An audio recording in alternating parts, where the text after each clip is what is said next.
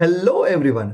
21 अगस्त की market analysis में आप सबका बहुत बहुत स्वागत है। सबसे पहले देखेंगे कि निफ्टी का हालचाल क्या था, उसके बारे में बैंक निफ्टी के बारे में समझेंगे, उनके पीछे के रीजन देखेंगे। फिर हमें देखना होगा एफआईआई का क्या हालचाल है, उन्होंने क्या बाय सेल किया हुआ है, कॉल पुट में एनालिसिस समझेंगे, सेक्टोरल आउटकम देखेंगे, वर्ल्ड मार्केट का एनालिसिस करेंगे, कुछ अपकमिंग इवेंट है उसके बारे में समझना होगा और फाइनली टेक्निकल एनालिसिस के साथ इस पूरी वीडियो को खत्म करेंगे। तो ज्यादा बातें ना करते हुए चलो स्टार्ट करते हैं। देखो निफ्टी से बात करते हैं। निफ्टी हमारे पास खुला था गैप डाउन, सेल ऑफ मार दिया, साइडवाइज गया और एक बड़ा सा स्पाइक के बाद सेल ऑफ कर दिया। ये हमारे पास जो इतना बड़ा जंप आया था उसने रिटेलर्स को फंसाया होगा, मोस्ट प्रोबेबली अप साइड या डाउन साइड दोनों साइड फंसा लिया होगा। चलो समझने की ट्राई करते हैं कि एक्चुअल में यहाँ पे हुआ था क्या। अगर निफ्टी की बात करें ना तो ये इस टाइम पे एक हमारे पास न्यूज निकल कर आई थी। किसकी न्यूज भाई? जियो फाइनेंशियल की न्यूज। जियो फाइनेंशियल की लिस्टिंग होने वाली है हमारे पास अगस्त 21 को। जैसे ये न्यूज निकल करके बाहर आई, बहुत बड़ी बाइंग रिलायंस में देखने को मिली। रिलायंस ने बाकी सबको भी दौड़ाया और फिर ज्यादा ज्यादा सेल ऑफ कर दिया। ये सेल ऑफ क्यों आया? सबको धीरे धीरे पता चला कि जो प्राइस पे ये लिस्ट होगा 261 अराउंड की प्राइस पे, वो प्राइस ऑलरेडी बहुत हाई है। नेक्स्ट समझो, रिलायंस की ही दूसरी एक न्यूज हमारे पास है कि उसने नेटफ्लिक्स वाला प्लान है वो लॉन्च किया हुआ है। ये दो प्लान आप यहाँ पे देख पा रहे हो, नेटफ्लिक्स उसमें इंक्लूड हो जाएगा। अब इसके चलते नेटफ्लिक्स के स्टॉक में भी हमको बहुत बड़ा जंप देखने को मिला था यूएस मार्केट के अंदर। तो ये ट्रेंड हमको यहाँ पे भी देखने को मिलेगा। रिलायंस जियो का न्यूज है तो उसके चलते रिलायंस में आपको बाइंग देखने को मिल सकती है। तो आज हो सकता है कि रिलायंस बाकी सबको बचा ले, निफ्टी को थोड़ा सा ऊपर लेकर के जाए।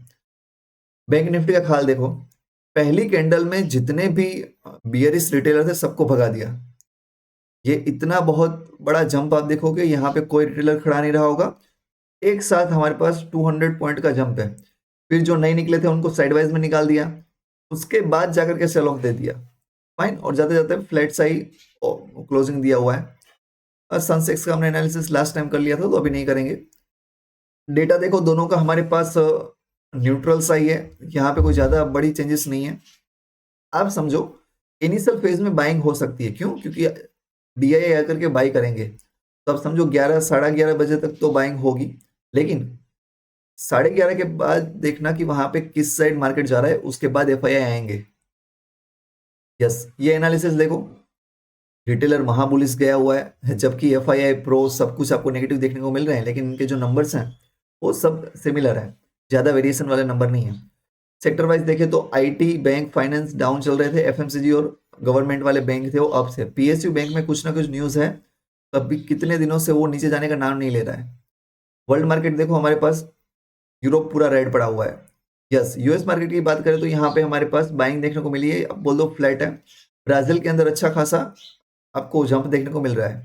इंडियन एडीआर्स में देखो हमारे पास विप्रो उतना ज्यादा नहीं गिरा हुआ है जितना इंडियन मार्केट में गिरा हुआ था। सेम वे में इन्फोसिस में कुछ कह नहीं सकते, यहाँ पे ज्यादा गिरावट है, जबकि बैंक हमारे पास फ्लैट या बोल दो पॉजिटिव है।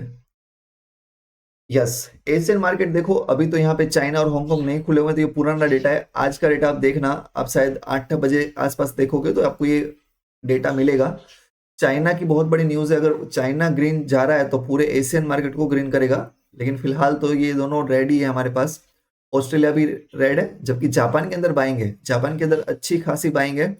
आपको शायद ना दिख रहा हो बट ये बता दूं, यहाँ पे 200 प्लस पॉइंट की, 300 पॉइंट की बाइंग है। अब बोल दो ऑलमोस्ट 1% जितना बाइंग जापान में देखने को मिल रहा है।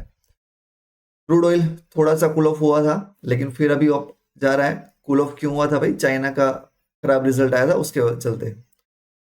बैंक निफ्टी देखो, सॉरी बैंक निफ्टी कहाँ, गिफ्ट निफ्टी, एसजीएक्स निफ्टी लिख करके आया हूँ कि गिफ्ट निफ्टी तो 450 से ऊपर दिखा रहा था, लेकिन ये मुझे ठीक ठाक लगा। 330 पॉइंट जितना दिखा रहा है ओपनिंग, मतलब आप बोल दो टोटली फ्लैट होगा, कुछ ज्यादा वेरिएशंस नहीं है। यस, इस वीक की इवेंट को डिस्कस कर लेते हैं। सबसे पहले देखो चाइना का इंटरेस्ट रेट डिसीजन आने वाला है आज ही, आज अर्ली मॉर्निंग, मतलब आप देखो ना अभी 1 1.5 घंटे में आ जाएगा। जब तक आप ये वीडियो देखोगे आपको मिल चुका होगा। 15 बेसिस पॉइंट का वहां पे नेगेटिव जाने के चांसेस हैं, मतलब चाइना की इकोनॉमी अभी अच्छा नहीं कर रही तो वो इंटरेस्ट रेट को कम करेंगे। अगर ये इंटरेस्ट रेट को कम करने जा रहे हैं तो आपको देखने को मिलेगा कि चाइना की स्टॉक मार्केट भागेगी और वो पूरे एशिया को भी भगाएगी और हमारे मेटल में बाइंग आएगी। अगर चाइनीज इकोनॉमी का डेटा अच्छा आ रहा है तो हमारा मेटल सेक्टर है वो अप करेगा, मेटल के प्राइस बढ़ेंगे। नेक्स्ट समझो, वेडनेसडे को आपको यूरोप का और यूके का पीएमआई डेटा देखने को मिलेगा। ये डेट नहीं है, सॉरी, डेटा है। उसके बाद हमारे पास आरबीआई की मीटिंग्स के मिनट्स हैं। देखो, इस बार के लिए इन्फ्लेशन बढ़ा हुआ था हमारे पास, सिचुएशन बहुत ही खराब थी। आरबीआई को रेट हाइक करना चाहिए था, लेकिन उन्होंने नहीं किया हुआ है। तो उनकी जो मिनट्स निकलेगी उसमें रीजन बताए होंगे कि क्यों उन्होंने नहीं किया, क्या क्या डिस्कशन हुआ, तो सबका ध्यान यहाँ पे होगा। और फाइनली हमारे पास फ्राइडे को ही एक फेड चेयरमैन की स्पीच है जैक्सन हॉल के अंदर। लास्ट ईयर जब ये स्पीच हुई थी तो पूरे वर्ल्ड मार्केट को झटके दिए थे इन्होंने। इस बार देखते हैं कि ये क्या करते हैं। नेक्स्ट हमारे पास मूडी की बात करते हैं। मूडी ने इंडिया की रेटिंग है वो एज इट इज रखी हुई है। अब इसको पॉजिटिव माने या ना माने, ये दिक्कत वाली बात है, क्योंकि गवर्नमेंट ने पूरा ट्राई किया था, इकोनॉमी को अच्छा बताया गया था, तो हमें एक चांस लग रहा था कि हमारी रेटिंग को इम्प्रूव किया जाएगा, लेकिन इम्प्रूव नहीं किया हुआ है। तो उसके चलते मे बी हमको गैप अप या गैप डाउन में पता लग जाएगा। अगर गैप डाउन मिल रहा है और फिर फॉलो थ्रू भी आ रहा है कि सेल सेल सेल मारे जा रहे हैं, तो इन्वेस्टर को रेटिंग में मजा नहीं आया है। नेक्स्ट हमारे पास कुछ बीन से लेकर के प्राइसेस हैं और एग्रीकल्चर से रिलेटेड न्यूज़ है हमारे पास।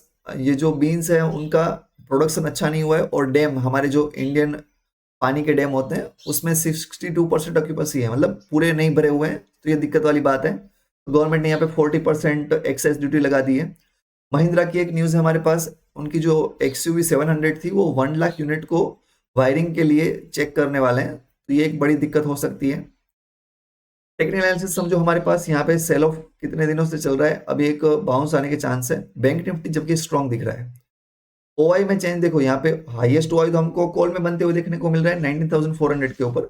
लेकिन इंटरेस्टिंग बात देखो, यहाँ पे हमारे पास पुट है वो भर भर के राइट हुए हैं। तो पुट राइट होने का मतलब क्या है कि मार्केट अब जाएगा। बैंक निफ्टी का केस भी देखो, हमारे पास कॉल राइट, ये आपको दोनों साइड देखने को मिल रहा है।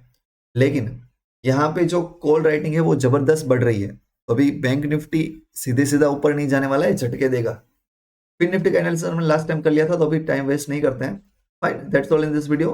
Thank you so much. Trading art and science की चैनल को सब्सक्राइब कर लो, ताकि लाइक कर लो, मुझे थोड़ा सा मोटिवेशन मिल जाए। Thank you so much.